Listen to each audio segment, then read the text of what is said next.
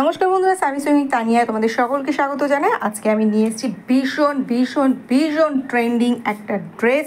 সেটা হচ্ছে গাউন শাড়ি বা 3-in-1 ড্রেস। তো এখানে আমি নিয়ে নিয়েছি, সাইডে দেখতেই পাচ্ছ আমি ডেমো দিয়ে দিয়েছি, সেম ঋতু ম্যামের মতনই একটা ড্রেসের সম্পূর্ণ কাটিংটা তোমাদের দেখাবো। তো আমি কিন্তু এখানে নিয়েছি, আমার যেহেতু কাট পিসে ছিল কিন্তু তবুও 7 মিটার মতো কাপড় নিয়েছি এবং 7 মিটার কাপড়ে তোমরা মোটামুটি 4 মিটার মতো লাইলিন দিলে যথেষ্ট। 4 মিটার, হ্যাঁ এটা পুরো নিচ পর্যন্ত যাবে। আমি 4 মিটার, যেহেতু আমার একটু মাপটার একটু গন্ডগোল হচ্ছে, তার কারণ হচ্ছে আমি সব কাট পিস নিয়েছি, যেহেতু আমার কাছে এগুলো ছিল তাই। আর এই সাদাটা হচ্ছে ব্রাশুর নেট এবং যেহেতু আমার জায়গাটা ছোট দেখাতে একটু হয়তো প্রবলেম হচ্ছে, প্লিজ তোমরা একটুখানি অ্যাডজাস্ট করে নিও।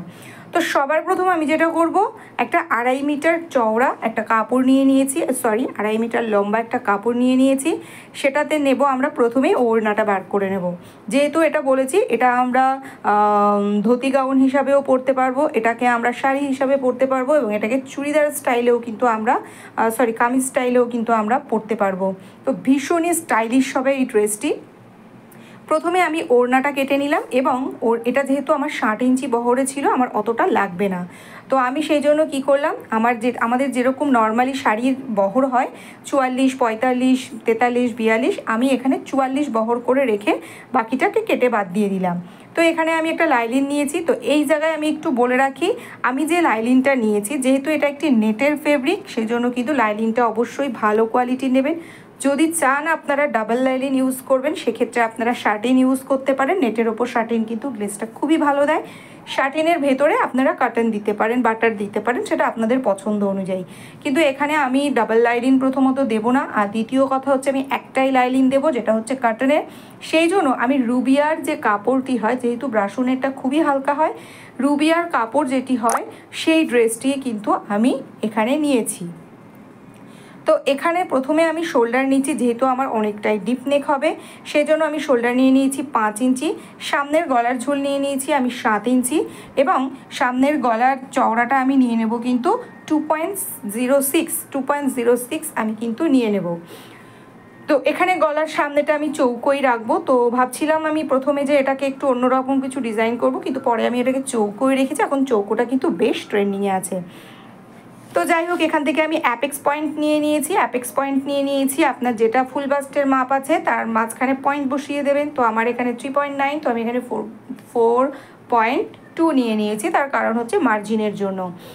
তো তারপরে আমি নিচে তার থেকে কোমরের দিকে আমি তার থেকে 1/2 ইঞ্চি কমিয়ে দিয়ে এভাবে সোজা দাগ দিয়ে নেবো এবং এই চওড়াটা কিন্তু আমি নিয়েছি 3 ইঞ্চি মতো। তার কারণ ফুল বাস্ট আছে আমার এখানে 39, সেই কারণে কিন্তু আমি এখানে নিয়ে নিয়েছি 3 ইঞ্চি।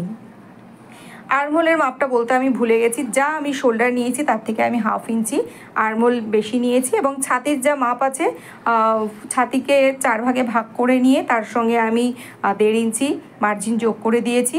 এবার আমি এখান থেকে দুপাশেরই মার্কিংটা করে নেব, করে নিয়ে আমার যেটুকু পর্যন্ত মাপ যাবে তার থেকে এবং এই কর্নারের দিকে 1.5 ইঞ্চি মতন ওপরের দিকে তুলে দেব। এটা কিন্তু আমি প্রিন্সেস কাট করছি না, এটা কিন্তু আমি টপ কাটিং করছি 1 টাক্সের। তো ভালো করে খেয়াল করবেন, এই সেম পদ্ধতি মেনটেন করেও কিন্তু আপনারা প্রিন্সেস কাট কাটতেই পারবেন। আমার চ্যানেলে প্রিন্সেস কাটের খুব ভালো করে ভিডিও দেওয়া আছে, আপনারা প্লিজ দেখে নেবেন। তো এবার এখান থেকে আমি টপটাকে কাটিং করে নিচ্ছি, তারপরে এখান থেকে আমি ঘুরিয়ে আরেকবার চেক করে নিলাম। তার কারণ হচ্ছে নিচের দিক থেকে যে 1 ইঞ্চি বাড়াতে হবে আমার সেটা খেয়াল ছিল না। তার কারণ হচ্ছে যখনই আমি এই জায়গায় পাফের জন্য টাক্স পয়েন্টটা দেবো আর টেকিংটা দেবো, তখনই কিন্তু আমার ওই জায়গা থেকে কাপড়টা ওপরের দিকে টানবে। তো সেখানে জায়গাটা কিন্তু ওপরের দিকে টান খাবে, সেই জন্য আমি ওখানে কিন্তু 1 ইঞ্চি মতন, 1 ইঞ্চির থেকে 0.6 ইঞ্চি একদম পারফেক্ট মাপ। তো এবার আমি এখানে আর্মহোলের দিক থেকেও কিন্তু আপাততর জন্য আমি 1 ইঞ্চি এক্সট্রা নিয়েছি, কিন্তু আমার এই এক্সট্রাটা লাগবে না, আমি পরে ছেটে দেবো। তার কারণ হচ্ছে এটা আমার প্রিন্সেস কাটে নেওয়া অভ্যাস, তো সেই জন্য আমি এটা নিই। সবারই কিছু না কিছু কাজের একটা মেনিয়া থাকে, তো ধরে নাও আমার এটাই যে একটু একটু বাড়তি বাড়তি নিয়ে নেওয়া। তবুও যারা আমরা কাজ করি, কাজ করলে অবশ্যই সেখানে ভুল হয়, তো সে কারণে বাড়তি একটু নিয়ে রাখাই ভালো। তো যাই হোক, এখান থেকে আমি এবার টপ পার্টটা কাটিং করে নিচ্ছি। এই সেম ফর্মুলা দিয়ে কিন্তু আপনারা যে কোনো ড্রেসের টপ পার্ট কাটিং করতে পারেন। যদি আপনারা মাঝখানে পাইপিং দিতে চান, সেক্ষেত্রে অবশ্যই প্রিন্সেস কাট ফর্ম্যাটটা মেনটেন করবেন। আমি যেহেতু দেবো না, সেই জন্য কিন্তু আমি এখানে এই প্যাটার্নটাই ফলো করলাম। এবার আমি আবার একটি ঝুল, যা ঝুল আপনারা নেবেন, আমি এখানে রেডি ঝুল নিয়েছি 15 এবং ফ্রন্ট পার্টের জন্য আমি 1 ইঞ্চি বেশি 1.5 ইঞ্চি বেশি নিয়েছি, ব্যাক পার্টের জন্য আমি 1 ইঞ্চি বেশি নিয়েছি। তো ফ্রন্ট পার্টে যা আছে অ্যাজ ইট ইজ আমি পাতিয়ে দেব।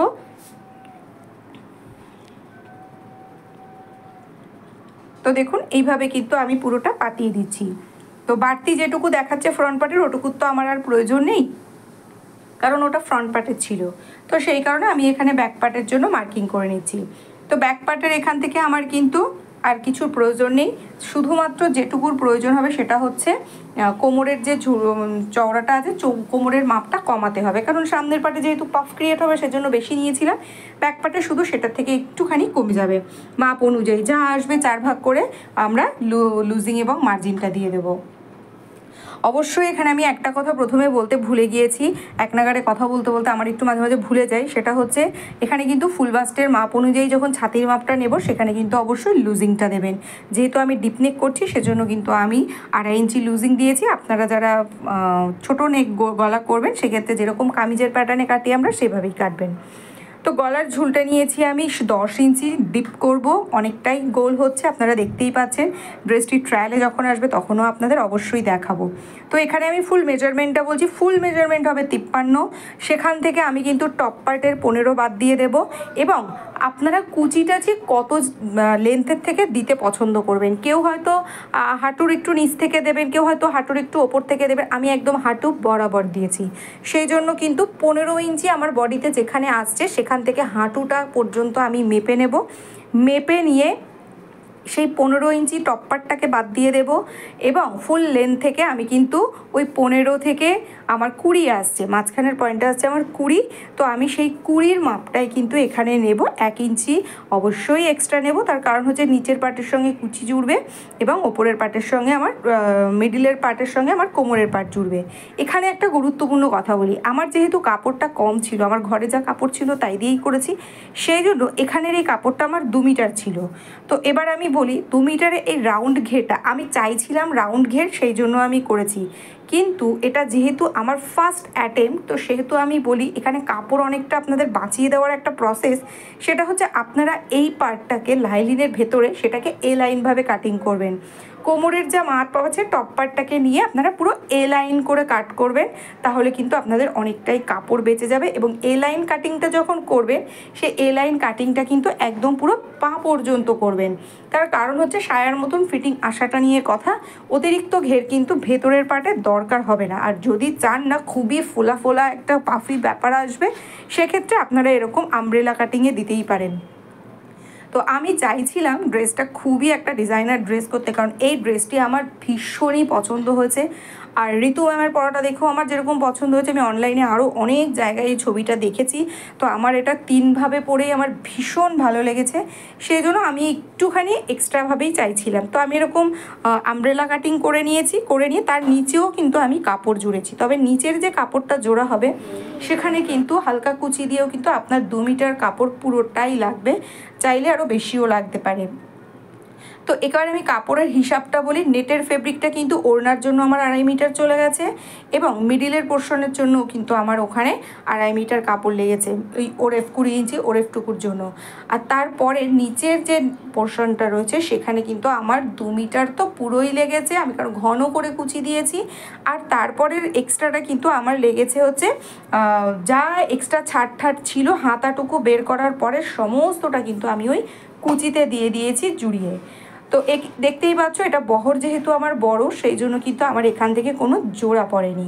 বহর যদি 44 ইঞ্চি হয় সেক্ষেত্রে হয়তো একটু জোড়া, কিন্তু পড়বে না জোড়া, যেহেতু এইটা হাঁটু পর্যন্ত লেন্থের, সেই জন্য পড়বে না, হাঁটুর নিচে হলে অবশ্যই পড়বে। আর এই রকম মাপ নিয়ে যখন আপনারা ভেতরে লাইলিনটাকে কাটবেন, সেটাকে কিন্তু অবশ্যই একদম পুরো পা পর্যন্ত, মানে ওই 15 বাদ দিয়ে 53 পুরো ঝুলের পর্যন্ত আপনার যে ঝুলটা আসবে পুরো এ লাইনের মাপটা নিয়ে কাটবেন, তাহলে কাপড় অনেকটা বেঁচে যাবে।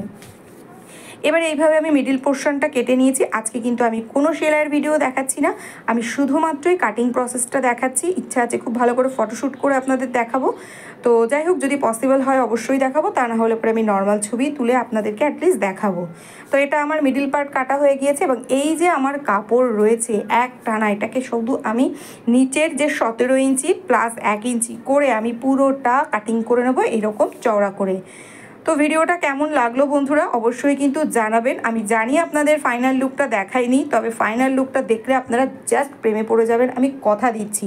তো ভিডিওটি কিন্তু খুবই ট্রেন্ডিং এবং খুবই ফ্যাশনেবল। যদি ভালো লাগে একটা রিকোয়েস্ট অবশ্যই করব, লাইক করবেন, কমেন্ট করবেন এবং শেয়ার করে দেবেন, প্লিজ শেয়ার করবেন। তো সবাই ভালো থাকবেন, আশা করি সকলকে টাটা।